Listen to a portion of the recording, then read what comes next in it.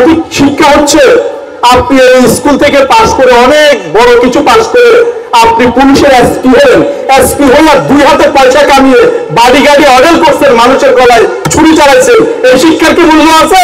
নাই। আপনি ডাক্তার হয়েছেন, ডাক্তার হয়ে 1000 টাকা করে ভিজিট নিয়ে বিশাল বিশাল ডায়াগনস্টিক সেন্টার প্রাইভেট হাসপাতাল করেছেন, তাতে আমাদের কি কিছু যায় আসে? সমাজের কি কোনো কিছু উপকার হয়েছে? আপনি আপনার পেট ভরিয়েছেন।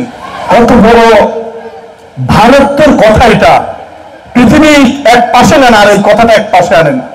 কত বড় একটা ভারযুক্ত কথা যে আমার এই প্রতিবন্ধী সন্তানটা ছাড়া পৃথিবীতে আর কেউ নেই, যে হাঁটতে পারে না, চলতে পারে না, পায়খানা প্রস্রাব সব এক জায়গায় করে। সেই মানুষটা, সেই ছোট বাচ্চাটা, আমি যদি কখনো মরে যাই, আমি অসুস্থ, আমার এই বাচ্চাটাকে আপনি এখানে জায়গা দিন, এই কথাটা যখন বলে তখন আর কিছু থাকে না।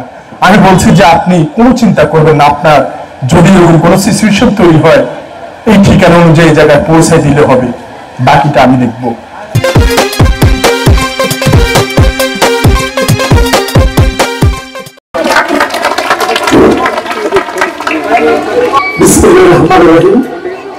প্রথমে স্মরণ করছি মহান সৃষ্টিকর্তা আল্লাহ রাব্বুল আলামিনকে, যিনি আমাদের অত্যন্ত দয়া করে মায়া করে সৃষ্টি করেছেন, এখনো পর্যন্ত এখানে বসে শুনে আনন্দ উপভোগ করার মতো সুযোগ করে দিয়েছেন। সেই সত্তা মহান রব আল্লাহ রাব্বুল আলামিনের দরবারে আমরা একটু সন্তুষ্টি প্রকাশ করি। সবাই বলি আলহামদুলিল্লাহ। আলহামদুলিল্লাহ।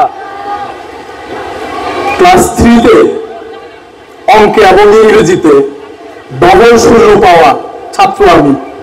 এখানে বড় বড় সিনিয়র শিক্ষকদের পাশে বসার তৌফিক হয়েছে এবং এখানে কথা বলার সুযোগ হয়েছে আমার। যখন শূন্য পেতাম তখন প্যারেন্টসদেরকে সেই খাতা দেখাতাম না, ওনারা জানতে চাইলে বলতাম যে ইংরেজি শিক্ষক অসুস্থ, তাই খাতা দিতে দেরি করতেছে। আসলে যে আমার কাজ আমি ঘটিয়ে ফেলছি এটা ওনারা জানে না। স্কুলটা ছিল আনন্দের, কিন্তু বেয়াদব ছিলাম না। তখন আমাদেরকে শেখানো হয়েছে যে শিক্ষক যেখানে আঘাত করবে সেখানে বেহেশতে যাবে, জান্নাতে যাবে। কিন্তু এখন কি শিক্ষক পিড়েছে চলে যায় ধরি কোন শিক্ষক কোথায় আছি। এই জন্য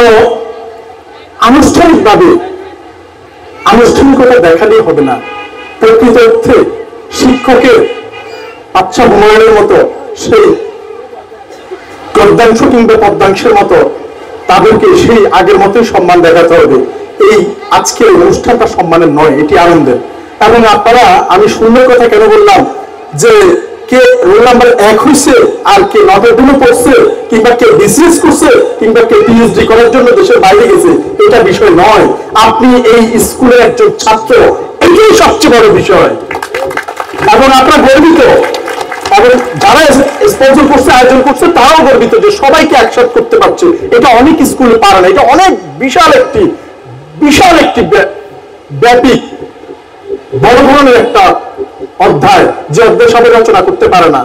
আপনারা এখানে যারা আছেন, কে কোথায় কি করছেন এটা বড় পরিচয় নয়। আপনার স্কুলের একজন স্টুডেন্ট ছিলেন, এটাই হচ্ছে আপনাদের বড় পরিচয়। সেই পরিচয়কে ধারণ করে এখানে আসবেন, অংশগ্রহণ করবেন, আনন্দ করবেন, পার্টিসিপেট করবেন। অনেকে হীনমন্যতায় ভুগে যে আমি স্কুলের ছাত্র ছিলাম, ক্লাস 5-এ জড়িয়ে গিয়েছি, আমি কি যাওয়া ঠিক হবে? আমি এখন চটপটি বিক্রি করি, আমি কি বড় বড় মানুষদের সাথে যাওয়া ঠিক হবে? নো। আপনি 1 বছর যদি স্কুলে পড়েন, আপনি এখানকার সদস্য, আপনাকে আসতে হবে। হীনমন্যতার কোনো সুযোগ নেই। আপনাদের শিক্ষাটা হচ্ছে আমরা কি মনে করি, আমাদের প্যারেন্টসরা কিংবা আমরা মনে করি, খুব মনোযোগ সহকারে একটু শোনার চেষ্টা করি যে রোল নাম্বার 1 যদি হয়, অথবা স্কলারশিপ যদি পায়, অথবা ভালো রেজাল্ট করে, তাহলেই মনে হয় যে সঠিক শিক্ষাটা নিচ্ছি। না, এটা সঠিক শিক্ষা নয়। সঠিক শিক্ষাটা তাহলে কি? সঠিক শিক্ষা হচ্ছে আপনি এই স্কুল থেকে পাশ করে অনেক বড় কিছু পাশ করে আপনি পুলিশের এসপি হলেন, এসপি হয়ে 2 হাতে পয়সা কামিয়ে বাড়ি গাড়ি অর্ডার করছেন, মানুষের গলায় ছুরি চালাইছেন। এই শিক্ষার কি মূল্য আছে? নাই। আপনি ডাক্তার হয়েছেন, ডাক্তার হয়ে 1000 টাকা করে ভিজিট নিয়ে বিশাল বিশাল ডায়াগনস্টিক সেন্টার প্রাইভেট হাসপাতাল করেছেন, তাতে আমাদের কি কিছু যায় আসে? সমাজের কি কোনো কিছু উপকার হয়েছে? আপনি আপনার পেট ভরিয়েছেন। আপনি ইঞ্জিনিয়ার হয়েছেন, বড় লোকদের দালান তৈরি করেছেন, নিচে যারা কুটে ঘরে বাস করে তাদের খবর নিলেন না। আপনি স্কুলের নাম করা শিক্ষক হয়েছেন, স্কুল থেকে পাশ করে স্কুলের অধ্যক্ষ হয়ে এখানে ফেরত এসেছেন, কিন্তু কি করলেন? এটাকে কি বলে? Coaching centre. কোচিং সেন্টার চালু করে বিপুল অর্থ কামিয়ে ভবন করেছেন, তাতে আমাদের শিক্ষা ব্যবস্থার কি উন্নতি হয়েছে? আপনি যদি আজকে বিনামূল্যে কিছু ছাত্রের দায়িত্ব নিতেন, এই স্কুল আওয়াজ শেষ হওয়ার পরেও আপনি যদি বসে থাকতেন, আমার দেশ পেতে, আমরা পেতাম। আমার সারা জীবনের শিক্ষার সার্থকতা যদি আপনি জিজ্ঞাসা করেন, তাহলে আমি এক লাইনে বলতে চাই, আমার সারা জীবনে যা শিখেছি স্কুল কলেজ জীবনে, এক লাইনে যদি আমি বলতে চাই যে আমি চেষ্টা করেছি, 18 বছর পুলিশে চাকরি করেছি, একটি বেয়ারিশ হাসপাতালে স্বপ্ন দেখেছি, রাস্তায় যারা পচে গলে পোকা হয়ে পড়ে থাকে তাদের দুনিয়ার কোনো মানুষ দেখার নেই, রাস্তার অন্যদিকে মুখের রুমাল চেপে থুতু ফেলে চলে যায়, তারাও কোনো মায়ের সন্তান, তারাও কোনো বাবা, তারাও কোনো মা, তারাও কোনো আদরের বোন, শরীর পচে গলে সরকারি মেডিকেল কলেজেও তাদেরকে দেখানো হয় না। সেখান থেকেও একদম কেউ যদি বলে সরকারি মেডিকেল কলেজে রাস্তার বেয়ারিশ মানুষের চিকিৎসা হয়, আমি বলবো আমার সাথে এসে ডিবেট করেন। সারা বাংলাদেশের কোথাও নেই, তাকে ডাস্টবিনে নিয়ে আবার ফেলে দিলে। এই পর্যন্ত আজকে দিনের ঘটনা, 10টা ফোন আসছে, চট্টগ্রামের প্রবর্তক মোড়ে এক পাগল, একটা পা পুরো পচে একদম গলে গেছে, লক্ষ লক্ষ পোকা কিলবিল করছে, কোন মানুষ ভুলে ওই দিকে তাকাচ্ছে না, কিন্তু আশপাশে সর্বোচ্চ সেবা প্রতিষ্ঠানগুলো, প্রাইভেট কিংবা সরকারি বেসরকারি সব, প্রবর্তক মোড়ে হাজার হাজার ডাক্তার যায়, নার্স যায়, কিন্তু কারো এদিকে চোখ দিয়ে তাকানোর সুযোগ নেই। আপনি দয়া করে মেডিকেলে নেবেন, যাওয়ার পর নিয়ে আবার ডাস্টবিনে ফেলে দিবে। তাহলে আমরা তো সবাই শিক্ষিত, আমি কি শিখলাম?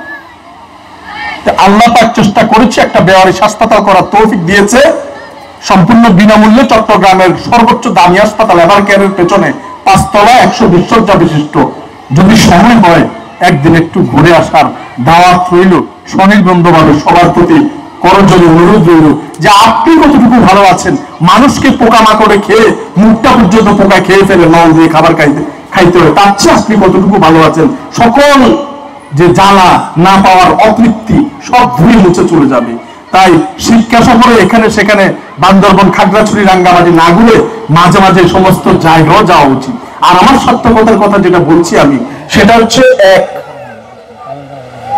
স্বামীর প্রত্যেকটা মহিলা, স্বামী যাকে ছেড়ে গিয়েছে, কুৎসিত হ্যাংলা পাতলা রোগাটা মহিলা, মানুষের বাসায় কাজ করে, তার একমাত্র সন্তান, সেও কিন্তু মানসিক প্রতিবন্ধী, শারীরিক এবং মানসিক প্রতিবন্ধী, হাঁটা চলাফেরা করতে পারে না, পায়খানা প্রস্রাব ঘরের মধ্যেই করে, আর সারা দিন তার সকল কিছু পরিচালনা করে তার এই গৃহ পরিচারিকা মা।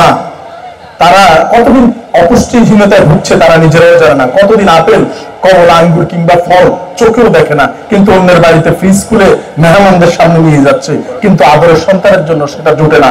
কারণ 3000 টাকা বেতনে চাকরি করে ফলের দিকে তাকানো অসম্ভব, যেখানে 1 কেজি টমেটোর কেজি 150 টাকা, 1 কেজি মরিচের কেজি 100 টাকা, কিংবা যে সবজি কিনেন 100 টাকার উপরে, সেখানে ফলের দিকে তাকানো বিলাসিতা ছাড়া আর কিছুই নয়।